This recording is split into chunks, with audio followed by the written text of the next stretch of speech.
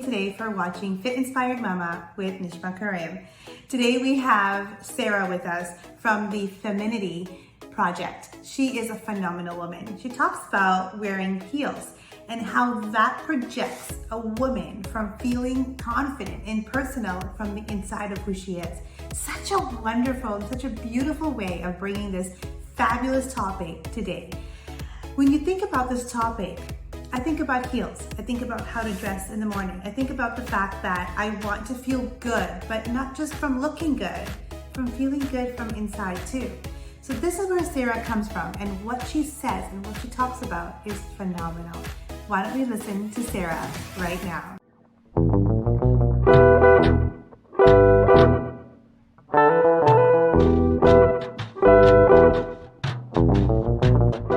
I have Sarah here from the Femininity project. I can't say that word, but I'm going to say it the way I can.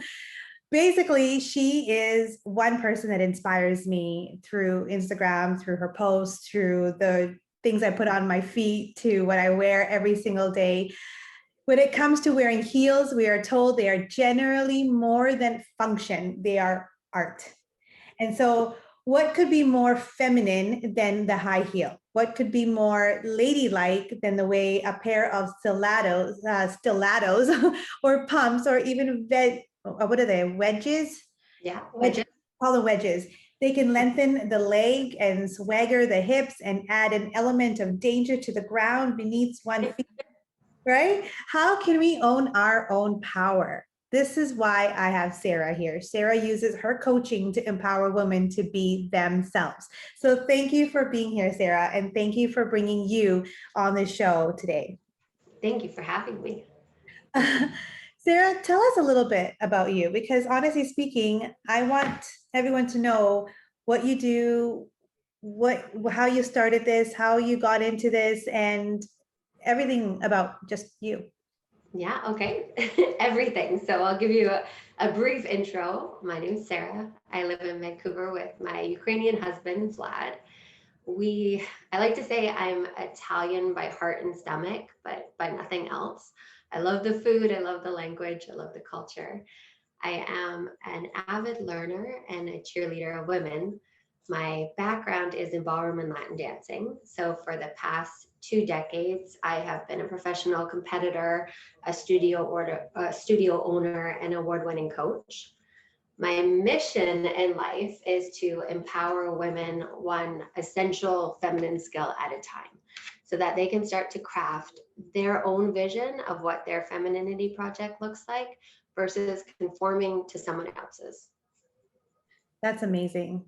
I've never met anyone like you. So when I bring you here today, it's because the empowerment that you bring out there for femininity or for women, it's so powerful that I want the world, if I can, the world to see that, because it is so powerful. And I learn a lot just by watching you and watching the things you do. This is why I dressed up today. I'm gonna make sure that you're okay with it. Sarah, how did you decide to become a coach, a femininity coach? I don't think it happened at one moment. It has been a series of things that have happened in my life. In ballroom dancing, I would work with literally hundreds of women who would come in, and we talk about things like body position and angles and confidence and style. And then it started to evolve from being on the dance floor to off the dance floor. And it was something that I just absolutely loved, because many of these women who came in, they weren't professional dancers, but they come in from their jobs where they had set up in their lives, where they had kind of neglected different parts of themselves and had labeled it as unavailable, unattainable to them. And once they started to tap into that, it was just incredible what a catalyst it was for the rest of their life. And so my husband and I would always talk about, I wish I could do this off the dance floor, because I feel like this is something women everywhere need. And I didn't know exactly at the time that it was possible. And then COVID happened, and our dance business, everything went online. The world kind of changed. And I thought, this is the moment where I can really jump into this and pursue this, and give it my all. And so that's what happened. I started coaching outside of the dance studio last March, and yeah, Wow. it's kind of That's so taken. beautiful. When you talk about dancing though, I'm a big heart for dancing. I love dancing. I used to do a lot of Indian dancing though when I was a child, but Uh, I do understand when you say that our emotions and the things that we bring into that dance floor mhm, out in our art, in the way that we dance, in the way that we smile. Is it, are we hurt? Are we happy? Are mhm, is there something that we're closed up from inside? All shows by the way that we dance. I mhm. believe that very strongly. So that's really beautiful how you did that. And just the fact that you brought all this online. I think COVID is a good thing in some ways. I think I agree. it helped a lot of us women to actually be a lot closer than I've ever seen in years and years of life. So this is really good. What does femininity mean to you personally? Yeah, it's an interesting question because femininity in itself isn't a one size fits all. And I think women have a strong reaction to the word feminine. Some Mhm. women are excited by it, some women are repelled by it. But really, what the word means is just the state and appearance of being a woman. So, Okay. my definition of femininity is a woman who's thought through how she wants to look, how she wants to feel, and show up in the world. And then she's cultivated her environment and her habits to support that vision. So, it's more about being intentional about how you want to show up, your own femininity project, versus just going on autopilot through life and letting whatever messaging is coming at you kind of morph you and sift you through it. Okay, that's actually very two different points right there. So it's the way that we dress, the way we look, and the way we look into life, the way we bring ourselves out, compared to how you let life just lead you. Mhm. That was just reminded me of what I just talked to you about. Remember, I was like, it's hard. So I would love to dress up if I can. And Yeah. with COVID happening, we don't really go out anywhere dressing up. So I haven't been dressing up and putting on those heels and like making myself feel really good. Yeah.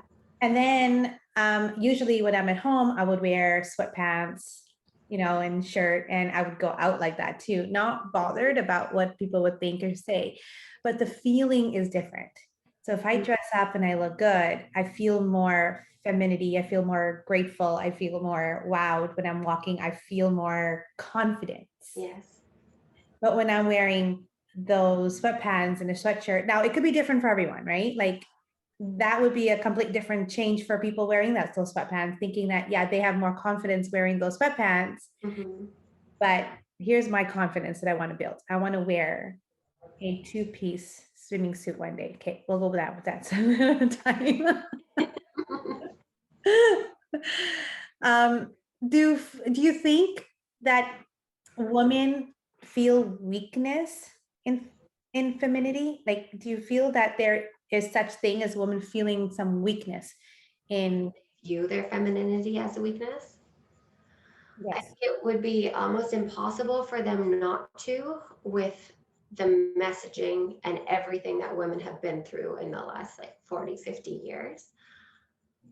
But it's not their weakness. So it depends on how they react to this. And again, how intentional they've actually thought through what their femininity is. There's this story that I just love, and I feel like it illustrates this beautifully. And it's about a lion and a lion tamer in a cage. So how can lion tamer go in with just a whip and have a lion there that obeys him? The only possible way that that happens without the lion tearing him apart is the lion forgot who he is, that he's the lion, that he has this strength. And I think it's the same thing that happens to women.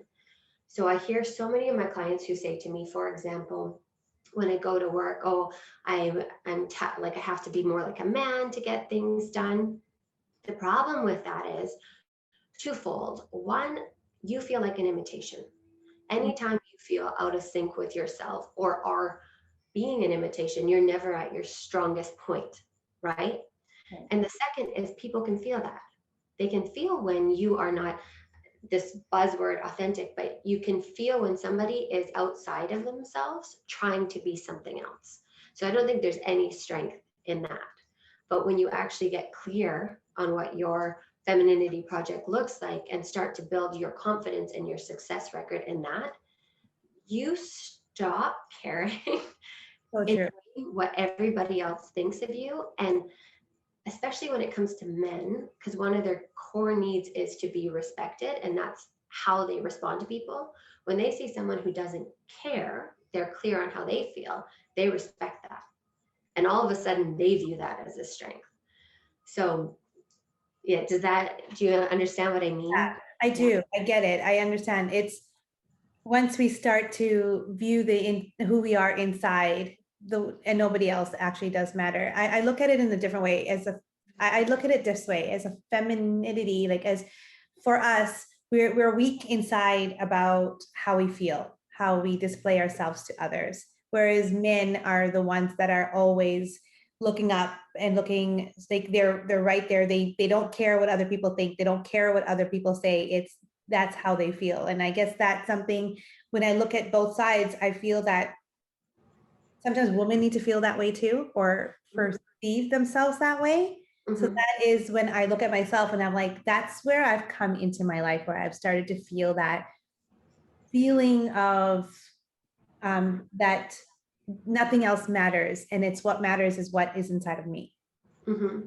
Right. So Yeah. I think that's where we're going at. And I totally understand that. So when you bring out heels and you teach others how to wear these heels, explain this metaphor to me about heels and how you bring that out in your workshops. Yeah. Okay. So 71% of women who wear heels say that they hurt. So that's a huge percentage of women Yeah. feeling in pain. But 42% of them will wear them even though that happens because they feel like they look cute. So this is something where I think women in general feel this almost shame around things that they think they should just know how to do. And some like feminine skills that I can just say, makeup or walking in heels or having a sense of personal style, where they are all learnable skills. But if you've never learned them, you're always going to have sort of this hang up around them and not have the freedom that they can give you once you actually learn.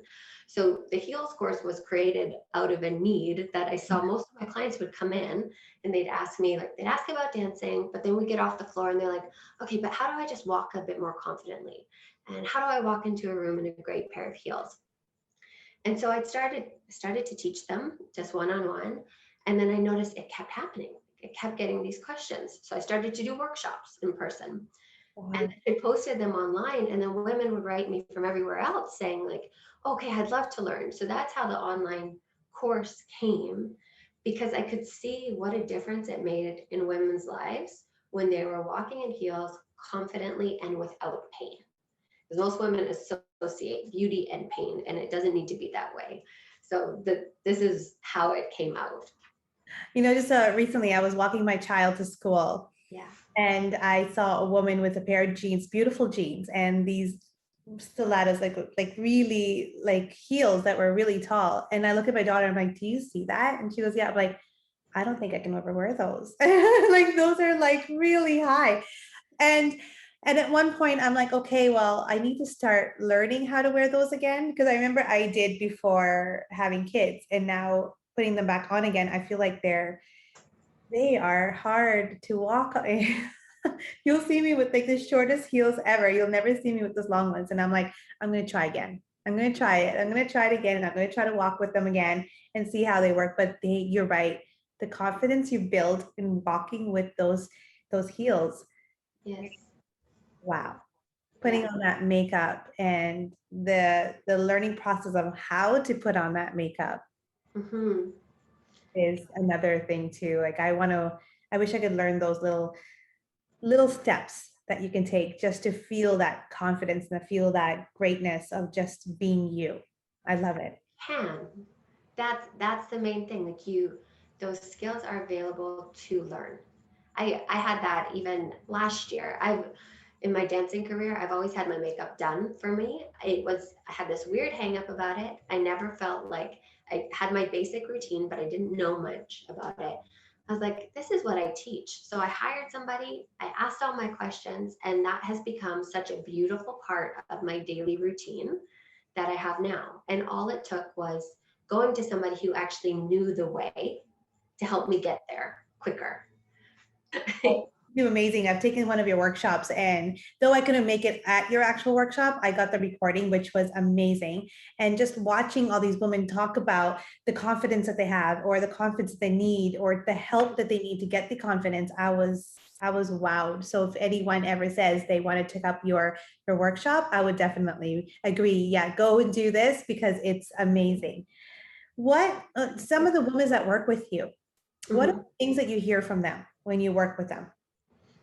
Like their struggles, what they come with. Struggles, yeah, the things that they say, um, things that you help them with. Mhm. A lot of what I hear is I'm not that type of woman. Like that's something that I almost hear every single client come in and say, "Oh, I'm not that type of woman." But there's this underlying feeling like I wish I could be. Yeah. So it's interesting because this is where it comes into play about being intentional about what your femininity project looks like and how you want to look, feel, and show up. So if they think that something is reserved for a specific type of woman, it's really not. Like all of those skills are learnable. So we focus on what's one thing that you see that you want, and let's start building a success record and a plan of getting you that. And then once that happens, once they feel that first milestone, whether it's their personal style or whether we start working on their body language, the other things don't seem unattainable. They start to view themselves as now that type of woman who can do that. So Mhm. that's one of the big things I hear, these self-imposed limitations. That's amazing. But see, the funny part you said is I'm not that kind of woman. And I could tell you the same thing. I'm not that woman, the one that dresses up and wears heels and gets out of the door, but I am. Mm-hmm. I could say that to you right now because I don't dress up and I don't wear those heels. I feel like as if I'm overdressed sometimes, but I Mm-hmm. am that woman. And I have used to be doing that. I used to do that all the time. I used to wake up in the morning, get dressed, feel good, wear those really nice short like skirt and it, you know, and feel good about what I'm wearing. And I would walk out with heels. And I felt good. I Yeah. used to do it all the time. And it all stopped after, and I'm thinking this is a lot of moms that you would be dealing with. Yes. It stops after having kids. They tell you not to wear heels while you're pregnant.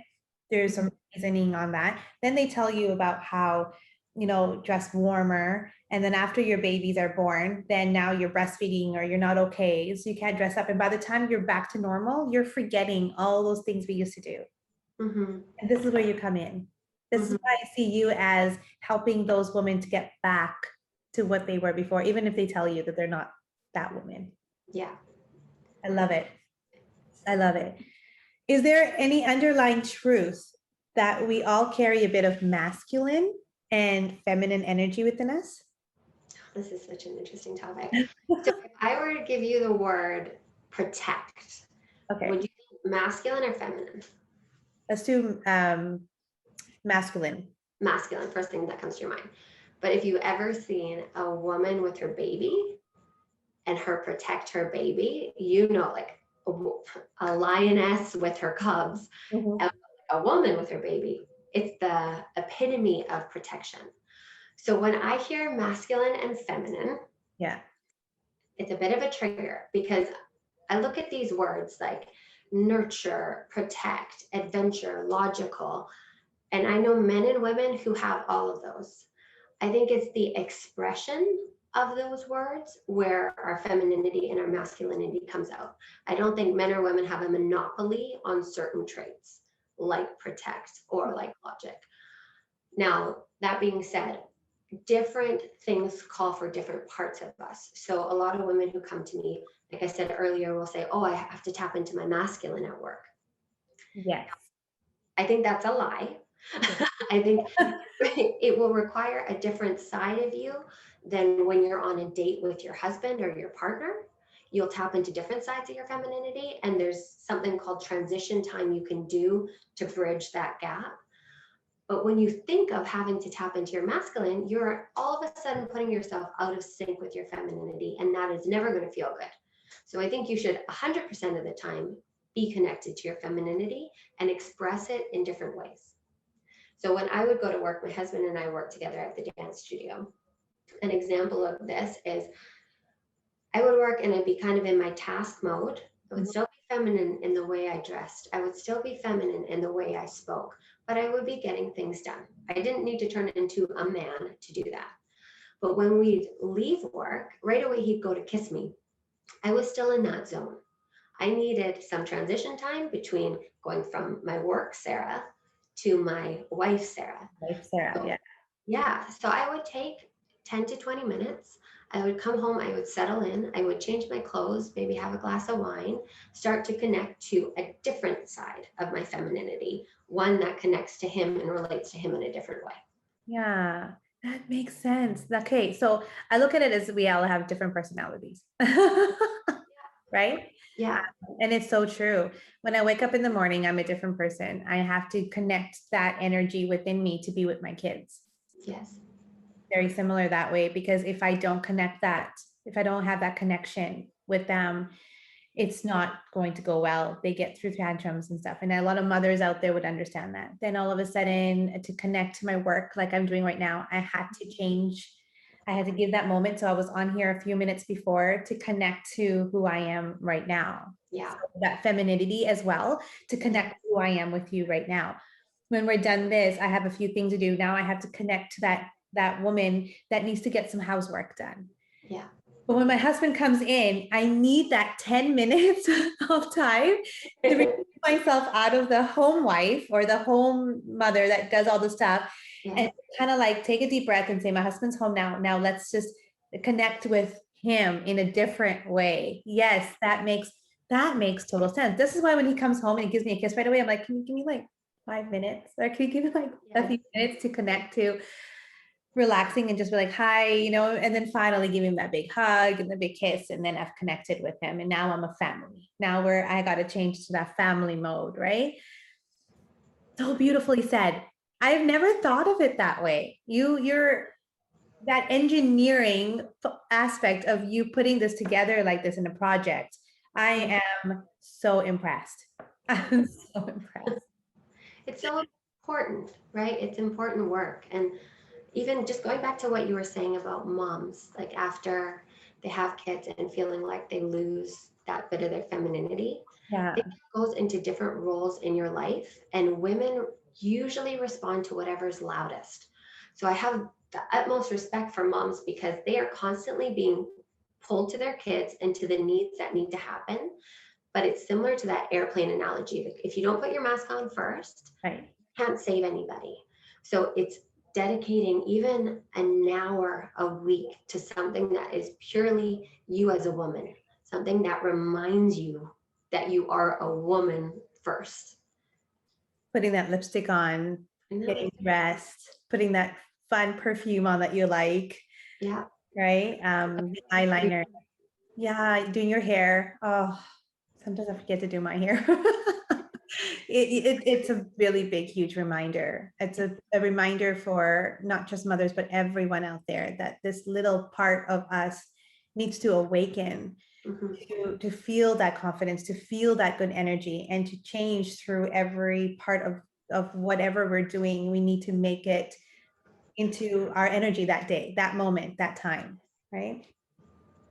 Do you have any tips or tricks you would give to any women who are feeling low or find their way back to femininity and feeling that beautiful energy? Any tips? Yeah. First, have compassion for yourself.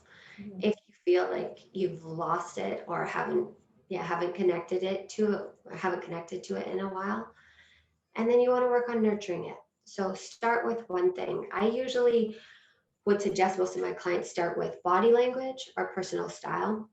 How you carry yourself changes how you feel. So most people, gravity is constantly pulling us down. Everybody, gravity's pulling us down. So our posture gets worse and worse unless we work on it. So once you start to change your body language, it'll actually change how you emotionally feel. So that's one way to be able to tap out of just autopilot. Yeah, another one is your personal style. So, like what you were saying, instead of dressing how you feel, because you could feel tired and like not wanting to put in the effort every single day of your life, dress how you want to feel. So, like you said today, you feel beautiful when you put on this dress. Dress how you want to feel. Fill your wardrobe slowly with those pieces that every time you put them on, it's almost like a superwoman cape. You Yeah. know that it's going to change how you feel. Get rid of the 1,000 pairs of sweatpants you have and instead have one pair of comfy outfits at home that still make you feel beautiful. Mhm. Tap you into just like, oh, that makes you feel good. I love that. That's so amazing. What would you do? How do you do that when you wake up in the morning? How do you actually get dressed? How do you So when I feel? wake up in the morning, I start with great lingerie. That is your base. And yeah, for women, make sure you get fitted at least every year because your body changes. So make sure that you're wearing the right bra. I believe in matching sets because I think the second you put that on, you already feel sexy. It's the first thing that's touching your skin. So if it feels good and you look at it and you're like, I'm a woman who's got great lingerie, you're going to feel different for the rest of the day. I'm changing my wardrobe today. Yeah, go ahead. And start small. So start with one piece, one bra, three matching pairs of underwear because you go through your underwear quicker. Mhm. So that's my strategy for it. And then when I get ready in the morning, I make it a ritual. I make it an experience. So I'll put on some music. Even if I just have 5 or 10 minutes to get ready, I like bossa nova. So I'll put that on or French cafe. And I have those 10 minutes to just connect to being a woman and enjoying the experience instead of task orientated, just get through it. So that's one way just to start your morning. Start with some rituals. I love it. The music really gets to me. I love the lingerie. I definitely used to do that too as well with the bras and the panties and get them all like the matching. I used to do all of that. And again, like I said, with everything that's happening, I just kind of like let it go. And I'm like, oh my God, I need to get back to that. Even if you have kids, even if you have that life and you're always busy. I think those are those little things that you need to do for yourself just to feel that happiness inside of you, to feel good inside of you, and just to feel how it feels in your skin. And oh my God, Sarah, can you come over? You are so good. I love it. Now, there's a lot of women out there that will probably ask, how do I get to your workshops? What do I do? I need to check her out. Give me some ways that they can get a hold of you. Yeah, so I have three different options that people can work with me on. There's private coaching, and that's if you really want me there holding your hand, helping you get through, whether it's your style, your body language, or walking in heels. And then I have monthly workshops, which is what you came to, where we talk about different things like feminine mystique, poise and presentation, personal style.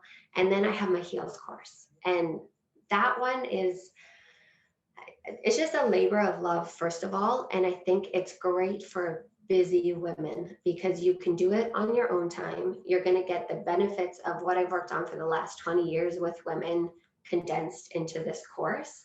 And you're going to have something to just tap into when you need a quick 10-minute lesson to help jolt you back into your femininity. That's a perfect way. That is beautiful. I need to get to that. I need to look that up because I need that. Like, I want to put those heels back on. And okay, so here's another question with my heels. I will actually wear them, but some of the times my heels will come off. Is that The normal? bottom of the heel. Yeah. Yeah. Like I'm walking, they'll just keep coming off. And I'm like, oh man, maybe they're just too loose. Oh, Maybe they're, like literally slip off your feet. yeah. Yeah. Okay. So there's a whole bunch of different reasons why that could happen. One could be that it's not a great fitting shoe for your foot or your arch. Okay. But a lot of times, well, I would say 90% of women, when they're walking, their body is shifting in an unnatural position and they're putting a lot of pressure on their toes. So their foot slips forward. So by fixing how you walk, your posture, and distributing the weight properly in your shoe, it will change. You won't feel like you're slipping out of your shoes as much because your body will be in a more natural supported position. Ooh, okay. I'm gonna go try that. I'm gonna go try that. I'm like, why does it keep coming off? Okay, maybe I think I am pushing myself forward a lot and going right to my toes than I am right on my heels. Okay, I need to do that. Great tips, great, amazing conversation. I love this. I can't wait for people to try to get a hold of you if they do. Sarah is beautiful inside and out. She's amazing in every aspect of her helping other women being the femininity that they need to be to learn. And it's not just that, it's about energy that you bring in, the kind of feeling you have from internally of who you really are and who you want to bring into being who you are. She helps not anyone that's just there. She helps everyone and anyone that wants to get that little extra oof into her life. It's like wow into her life. So please, if you are there and you want to get a hold of Sarah, please do. I will send you all her information, Instagram, website. I will put that into the comments too as well. And anything else that I have, I will put on there for you, Sarah. If there's anything else, please let us know if we can help you with anything else. But other than that, have a wonderful day, everyone. And thank you for being here. Bye. Bye.